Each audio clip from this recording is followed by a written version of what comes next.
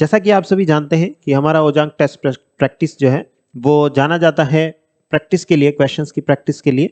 काफ़ी सारे बच्चे जो हैं वो अलग अलग टाइप से क्वेश्चंस को अटेम्प्ट करना जो है वो यहाँ पर सीखते हैं, और उसमें क्या गलतियाँ होती हैं, कभी कभार हम कुछ गड़बड़ियाँ कर जाते हैं, गलतियाँ कर जाते हैं, जो कि हम खुद एनालाइज नहीं कर पाते हैं, सेल्फ एनालाइज नहीं कर पाते हैं। दैट इज़ वाई हमने एक 5 क्वेश्चंस की सीरीज जो है वो स्टार्ट करी है, ताकि हम क्वेश्चंस को अटेम्प्ट करना सीखें और उसमें क्या गलतियां करते हैं उसको भी सीखें, उसको भी देखें, और कोशिश करें, हमारी जो इसकी कोशिश है वो है कि हम इस प्रीलिम्स में 75% सिक्योर करें।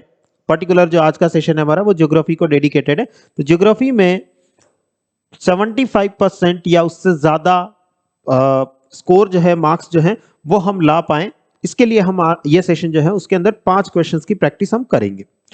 तो चलिए स्टार्ट करते हैं। पहला क्वेश्चन हमारे सामने है, with reference to Indus water treaty, Sindhu जल समझौता जिसे हम कहते हैं, इंडस वाटर ट्रीटी, उससे रिलेटेड 3 स्टेटमेंट्स हमें दिए हैं और 3 स्टेटमेंट में से कौन सा स्टेटमेंट करेक्ट है ये हमें निकालना है। पहला स्टेटमेंट कहता है, it was brokered bye international development association IDA group of world bank. World bank का जो ग्रुप है आईडीए, उसने इसकी मध्यस्थता करी थी। सेकंड स्टेटमेंट कहता है, the treaty was signed at Amritsar in 1960, 1960 में अमृतसर में इसे साइन किया गया था, हस्ताक्षरित किया गया था। According to this treaty India can utilize only 10% of its total discharge of water. 3 statement हमें दिए हैं। तीसरा स्टेटमेंट कहता है, इंडिया जो है, भारत जो है वो टोटल डिस्चार्ज जो है इंडस रिवर का, सिंधु नदी का टोटल जल जो है उसका 10% पानी का उपयोग कर सकता है। ये तीसरा स्टेटमेंट हमें कहता है, और कौन सा करेक्ट है ये हमें सूटेबल ऑप्शंस के द्वारा निकालना है। अगर हम इसको ध्यान से देखें तो हम जानते हैं कि इसमें मध्यस्थता वर्ल्ड बैंक ने करी थी। फर्स्ट स्टेटमेंट को अगर हम देखें तो मध्यस्थता वर्ल्ड बैंक ने करी थी, लेकिन उसमें वर्ल्ड बैंक जैसा कि आप जानते हैं अलग अलग इंस्टीट्यूशंस में बटा हुआ है, टोटल 5 इंस्टीट्यूशंस में बटा हुआ हमें दिखाई देता है। उसमें से जो एक इंस्टीट्यूशन है आईडीए, उसने यहां पर मध्यस्थता नहीं करी थी। जो मीडिएटर था वो था आईबीआरडी, आईबीआरडी जिसे हम जानते हैं international bank for reconstruction and development के नाम से, international bank for reconstruction and development के नाम से। तो आईबीआरडी जो है उसने यहां पर मध्यस्थता करी थी। तो ये स्टेटमेंट हमारा पार्शियली सही है कि वर्ल्ड बैंक था, लेकिन वर्ल्ड बैंक का जो ग्रुप था वो ये आईडीए ना होकर के आईबीआरडी था, तो ये स्टेटमेंट हमारा इनकरेक्ट हो जाता है। Second statement, the treaty was signed at Amritsar in 1960, 1960 बिल्कुल सही लिखा हुआ है कि हाँ 1960 में इसे साइन किया गया था। हम बस इतना देखते हैं और सोचते हैं ये स्टेटमेंट सही है, बस आगे बढ़ जाओ। लेकिन एक और चीज जो ध्यान देने की है वो ये है अमृतसर, ये ट्रीटी अमृतसर में साइन नहीं की गई थी, ये ट्रीटी कराची में साइन की गई थी। पाकिस्तान का शहर कराची, कराची में साइन की गई थी 1960 में। तो सिर्फ 1960 देखते ही भावुक नहीं होना है कि बस सही लिखा हुआ है, बस ये स्टेटमेंट करेक्ट है, हम आगे बढ़ जाएंगे। ये स्टेटमेंट इनकरेक्ट निकल करके आएगा। तीसरा स्टेटमेंट कहता है, India can utilize only 10% of total discharge of water. यहां पर भी हम जानते हैं 10% पानी नहीं, 20% पानी जो है वो इंडिया यूटिलाइज करता है, बाकी का 80% पानी जो है वो पाकिस्तान को सप्लाई किया जाता है। तीसरा स्टेटमेंट भी हमारा इनकरेक्ट हो जाता है, और आंसर हमारा निकल करके आता है नन ऑफ द अबव। तीनों में से कोई भी करेक्ट हमें देखने को नहीं मिलता है।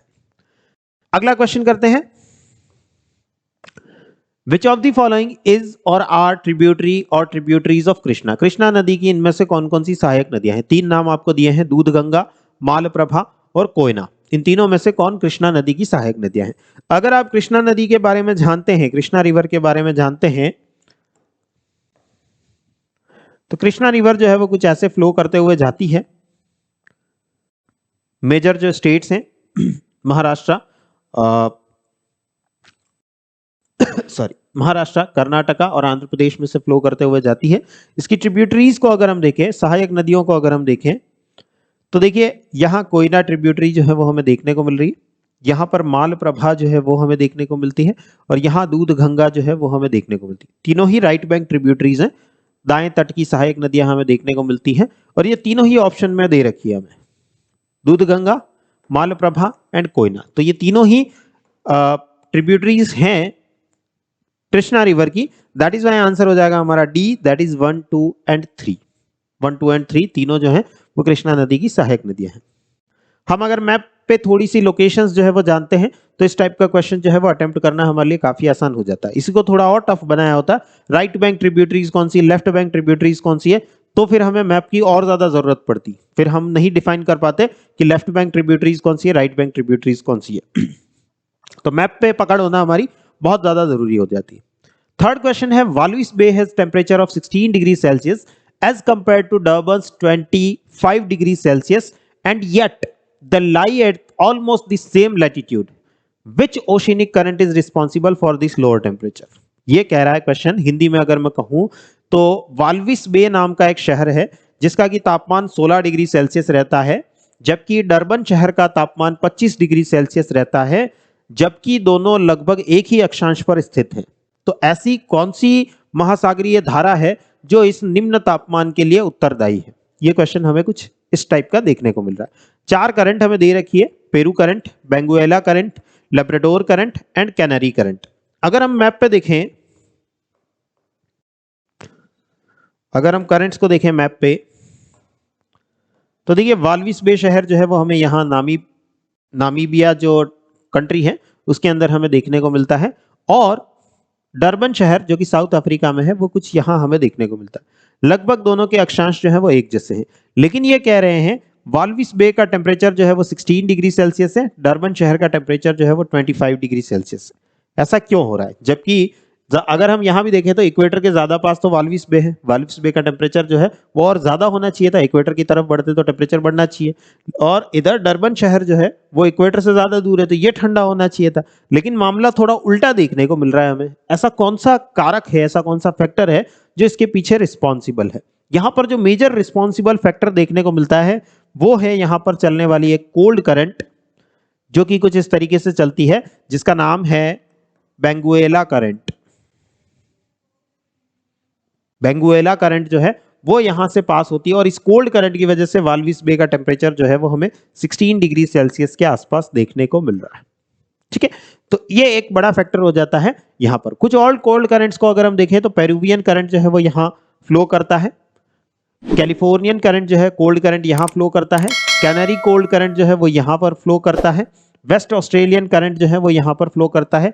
ये कुछ मेजर कोल्ड करंट्स हैं जो कि हमें पूरे वर्ल्ड में चलते हुए दिखाई देते हैं, और जनरली ये ओशियंस के वेस्टवर्ड साइड पे हमें देखने को मिलते हैं, पश्चिमी किनारों पर हमें देखने को मिलते हैं। ठीक है, तो यहां पर हमारा जो आंसर हो जाएगा वो हो जाएगा बेंगुएला करंट। बेंगुएला करंट ही वो कारण है जिसकी वजह से वाल्विस बे का टेम्परेचर जो है वो हमें कम देखने को मिल रहा है। नेक्स्ट क्वेश्चन देखते हैं। Consider the following pairs. 2 pair दिए हैं हमें, एक तरफ ओशियन करंट दी है, एक तरफ रिलेटेड डेजर्ट दिया है, एक तरफ महासागरीय धारा दी है और उससे संबंधित मरुस्थल जो है वो हमें दूसरी तरफ दिया हुआ है। Benguela current Namib desert, Peru current Atacama desert, Californian current Chihuahuan desert, Chihuahuan मरुस्थल। इनमें से जो 3 पेयर्स जो आपको दिए हैं उनमें से कौन से करेक्टली मैच्ड हैं, सही सुमेलित हैं, ये हमें देख करके बताना है। अगर हम फिर से चलें उसी मैप पर तो आप देखेंगे हमें पहली करंट जो दी है बेंगुएला करंट और उसके किनारे दिया है हमें नामीब डेजर्ट, मतलब ये पेयर जो है वो करेक्टली मैच्ड है। दूसरा हमें दिया है पेरुवियन करंट और उसके पास में हमें दिया है अटाकामा डेजर्ट, ये जो पेयर है ये भी सही सुमेलित है। तीसरा करंट हमें दिया है कैलिफोर्नियन करंट और उसके पास में हमें दिया है, उसके साथ में सुमेलित करने के लिए दिया है चिहुआहुआन डेजर्ट। चिहुआहुआन डेजर्ट जो है वो थोड़ा सा अंदर की तरफ आ जाता है, जो इसके पास में जो डेजर्ट कैलिफोर्नियन करंट की वजह से बनता हुआ दिखाई देता है वो दिखाई देता है हमें मोजावे डेजर्ट। मोजावे मरुस्थल, मोजावे डेजर्ट जो है वो हमें कैलिफोर्नियन करंट की वजह से बनता हुआ दिखाई देता है। तो ये हमारा इनकरेक्टली मैच्ड है, ये सही सुमेलित नहीं है। बाकी 2 धाराएं जो हैं और जो 2 मरुस्थल हैं वो सही सुमेलित करेक्टली मैच्ड हमें देखने को मिलते हैं। तो यहां पर हमारा आंसर जो है वो हो जाएगा बेंगुएला करंट नामीब डेजर्ट से मैच होता हुआ दिखाई दे रहा है, पेरू करंट अटाकामा डेजर्ट से मैच होता हुआ दिखाई दे रहा है, लेकिन कैलिफोर्नियन करंट चिहुआहुआन डेजर्ट से मैच होता हुआ नहीं दिखाई दे रहा है। दैट इज वाई हमारा आंसर हो जाएगा 1 and 2 ओनली, सिर्फ 2 ही जो है वो करेक्टली मैच्ड है, थर्ड वाला जो है वो करेक्टली मैच्ड नहीं है। अगर हम मैप पर लोकेशन जानते हैं सारे डेजर्ट्स की, सारी करंट्स की, तो बहुत इजी हो जाता है इस क्वेश्चन को अटेम्प्ट करना। अगर हम सिर्फ रटते हैं, मैप पर नहीं देखते इन सब की लोकेशन, तो फिर हमारे लिए ये क्वेश्चन कर पाना पॉसिबल नहीं हो पाता है। और आज के सेशन का last question, which of the following factors is or are responsible for formation of deserts on western side of continents. Continents जो है हमारे महाद्वीप जो है, उनके पश्चिमी किनारे पर, वेस्टर्न साइड पर डेजर्ट के बनने का, मरुस्थल के बनने के पीछे इनमें से कौन से कारण उत्तरदायी है, रेस्पॉन्सिबल हैं, ये हमें निकालना है। देखिए 4 फैक्टर्स हमें दिए हैं, वाव मशीन currents, offshore winds, plate tectonics and Coriolis force. अगर हम इनमें से देखें तो वार्म ओशियन करंट्स जो हैं वो डेजर्ट्स का फॉर्मेशन नहीं करते हैं। वार्म ओशियन करंट जो हैं वो टेम्परेचर को बढ़ाते हैं, टेम्परेचर बढ़ता है ये जनरली टेम्परेचर्स को बढ़ाते हैं, टेम्परेचर बढ़ता है तो लो प्रेशर की कंडीशंस बनती हैं, और लो प्रेशर की कंडीशन बनती है तो हमें रेनफॉल देखने को मिलता है, वर्षा जो है वो देखने को मिलती है, तो डेजर्ट का फॉर्मेशन होगा ही नहीं। यहां पर अगर कोल्ड ओशियन करंट दिया होता तो डेफिनेटली वो एक कारण बनता डेजर्ट के फॉर्मेशन का, मरुस्थल के निर्माण का, बट वार्म ओशियन करंट तो हो ही नहीं सकता। सेकंड, अगर हम देखें ऑफशोर विंड्स, तट से दूर जाने वाली जो हवाएं हैं, मान लीजिए ये एक तट है,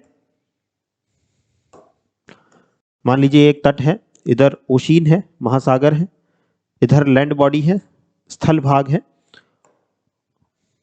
और करंट्स जो है, सॉरी विंड्स जो है वो ऑफशोर विंड्स अगर यहां से चल रही है तो यहां की मॉइस्चर को भी वो दूर ले जाती है, इस वजह से हमें यहां पर डेजर्ट का फॉर्मेशन देखने को मिलेगा। ये एक फैक्टर है जो कि हमारा सही आंसर हो सकता है। अभी आगे देखेंगे। अगर हम वार्म करंट्स को भी एलिमिनेट करें तो फर्स्ट ऑप्शन अगर हम एलिमिनेट करते जाएं तो 2 ऑप्शन हमारे सामने से एलिमिनेट हो जाते हैं, ऑटोमेटिकली 2 ऑप्शन जो है वो एलिमिनेट हो जाते हैं। अगर हम आंसर्स को देखें तो 2, 3, 4, 2 एंड 4, तो 2 एंड 4 तो आंसर है ही। अब हमें ये कहानी तो समझ आ गई है कि 2 एंड 4 तो आंसर है ही, तो 2 एंड 4 तो आंसर है ही, ये तो हमें समझ आ गया। अब सिर्फ देखना रहा 3 को, 3 को हमें देखना है कि 3 क्या इसके लिए रिस्पॉन्सिबल है। 3 पे लिखा हुआ प्लेट टेक्टोनिक्स। प्लेट टेक्टोनिक्स के कारण हमें कोई डेजर्ट बनता हुआ नहीं दिखाई देता। प्लेट टेक्टोनिक्स के कारण हमें माउंटेन्स बनते हुए दिखाई देते हैं, हमें प्लेन्स बनते हुए दिखाई देते हैं, लेकिन प्लेट टेक्टोनिक्स की वजह से, विवर्तनिकी की वजह से हमें कोई डेजर्ट बनता हुआ नहीं दिखाई देता। तो प्लेट टेक्टोनिक किसी भी तरीके से रिस्पॉन्सिबल नहीं होती है डेजर्ट्स के फॉर्मेशन में। तो प्लेट टेक्टोनिक्स को अगर हम और एलिमिनेट करें तो आंसर हमारे सामने है 2 and 4, that is offshore winds plus Coriolis force. Coriolis force जो है वो विंड्स को डाइवर्ट करता है अपनी डायरेक्शन से, डिफ्लेक्ट करता है, विचलित करता है, और उसी विचलन की वजह से, उसी डिफ्लेक्शन की वजह से विंड्स जो हैं, ओशियन करंट्स जो हैं वो अपनी डायरेक्शन से डिफ्लेक्ट होती हुई दिखाई देती है, और उसी वजह से डेजर्ट्स का फॉर्मेशन हमें देखने को मिलता है। तो ये 2 कारण निकल करके आते हैं। इन पर्टिकुलर जो 4 फैक्टर दिए हैं उनमें से 2 फैक्टर ऐसे निकल करके आते हैं जो कि रिस्पॉन्सिबल है वेस्टर्न साइड ऑफ कॉन्टिनेंट के, डेजर्ट्स के वेस्टर्न साइड पे बनने के। यहां अगर आप देखेंगे तो देखिए सारे डेजर्ट जो हैं वो कॉन्टिनेंट्स के वेस्टर्न साइड पे हमें देखने को मिल रहे हैं। यहाँ देखिए अटाकामा डेजर्ट, यहाँ मैंने अभी आपको बताया मोजावे डेजर्ट, यहाँ सहारा डेजर्ट है ही है जो कि काफी ज्यादा फैला हुआ है, यहाँ नामीब डेजर्ट है, यहाँ ऑस्ट्रेलिया के काफी सारे डेजर्ट जो है वो हमें देखने को मिलते हैं, Simpson desert, great sandy desert, ये सारे डेजर्ट जो है वो यहाँ देखने को मिलते हैं। तो सारे वेस्टर्न मार्जिन पर, पश्चिमी किनारे पर हमें देखने को मिल रहे हैं, और उसके पीछे कारण है एक तो कोल्ड करंट्स, यहां पर चलने वाली कोल्ड करंट्स, और कोल्ड करंट्स हमेशा यहीं पर क्यों चल रही है, अगेन कोरियोलिस फोर्स की वजह से। कोरियोलिस बल जो है वो उनको इस तरफ लेकर के आता है, कोरियोलिस फोर्स जो है वो इन कोल्ड करंट्स को यहां पर लेकर के आता है। दूसरा कारण जो है वो है ऑफशोर विंड्स, अपतटीय पवनें। अगर आप पवनों को देखेंगे तो यहां पर ट्रेड विंड्स जो है वो कुछ ऐसी जाती हुई हमें दिखाई देती है, यहाँ पर भी ट्रेड विंड्स जो है वो कुछ ऐसी जाती हुई हमें दिखाई देती है, और यहाँ पर भी ट्रेड विंड्स जो है वो हमें कुछ ऐसी जाती हुई दिखाई देती है। यहाँ ट्रेड विंड्स ऐसे जाती दिखाई देगी, यहाँ ट्रेड विंड्स ऐसे जाती दिखाई देगी, और इन सब कारणों से ये दोनों फैक्टर जो है वो निकल करके आते हैं, डेजर्ट्स के फॉर्मेशन के फैक्टर निकल करके यहाँ पर हमें दिखाई देते हैं। तो ये हमारे आज के 5 क्वेश्चंस थे जिनको कि आप प्रैक्टिस करेंगे, अगर आप देखेंगे ध्यान से तो आपको खुद ही समझ आ रहा होगा कि हम यहाँ पर क्या गड़बड़ियां कर रहे थे। कभी कभी भावुक हो जाते हैं, हम जल्दी जल्दी आंसर देने की कोशिश में आ जाते हैं, और कभी कभी हम कुछ गड़बड़ियां कर जाते हैं, कहीं कहीं हम लैग कर जाते हैं, कहीं पर कंसेप्ट्स हमारे क्लियर नहीं होते, कुछ ना कुछ गड़बड़ियां हम कर जाते हैं, दैट इज वाई हमें क्वेश्चन आते हुए भी हम उसे अटेम्प्ट नहीं कर पा रहे या सही अटेम्प्ट नहीं कर पा रहे। और अगर आप ऐसे ही ओजांग टेस्ट प्रैक्टिस जो है उसे ज्वाइन कर सकते हैं। करंट अफेयर्स टेस्ट सीरीज जो है वो आप लोगों के लिए अवेलेबल है, जिसमें लास्ट 18 मंथ्स के करंट अफेयर्स के टॉपिक्स जो हैं उनसे बना क्वेश्चंस जो हैं वो बनाए हुए हैं प्रीलिम्स के लिए, और 1500 से ज्यादा क्वेश्चंस जो हैं वो आप लोगों के लिए अवेलेबल है। आप इसे मात्र 500 रुपीज में, 500 रुपए में इसे ज्वाइन कर सकते हैं। अगर आप एनसीईआरटी टेस्ट सीरीज ज्वाइन करना चाहते हैं तो 1000 क्वेश्चंस वाली पूरी प्रीलिम्स के लिए बनी हुई ये टेस्ट सीरीज है, जो कि अगेन सिर्फ 500 रुपीज में आप इसे ज्वाइन कर सकते हैं। हमारी जो ओजांग टेस्ट प्रैक्टिस ऐप है उसे आप प्ले स्टोर से डाउनलोड करके इसे ज्वाइन कर सकते हैं। और अगर आप प्रीलिम्स दे रहे हैं और प्रीलिम्स का पूरा बैच ज्वाइन करना चाहते हैं तो प्रीलिम्स का हमारा बैच जो है वो स्टार्ट हो चुका है। प्रीलिम्स 2020 का बैच हमारा स्टार्ट हो चुका है, और अगर आप उसकी particular test series, complete test series जो है वो ज्वाइन करना चाहते हैं तो वो भी अवेलेबल है 5000 रुपीज में, जिसमें कि 30 टेस्ट जो है वो अवेलेबल होंगे जीएस प्लस सी सेट के। और अगर आप दोनों ही ज्वाइन करना चाहते हैं तो कॉम्बो ऑफर जो है प्रीलिम्स की क्लासेस प्लस टेस्ट सीरीज, दोनों की क्लासेस जो है, दोनों ऑफर जो है वो आप लोगों के लिए अवेलेबल है 14,000 रुपीज में। तो जो भी बच्चे ज्वाइन करना चाहते हैं इस नंबर पर कॉल करके और डिटेल जो है वो आप जान सकते हैं। चलिए तो आज सेशन को यहीं एंड करेंगे हम। थैंक यू बच्चों, थैंक यू एवरीवन।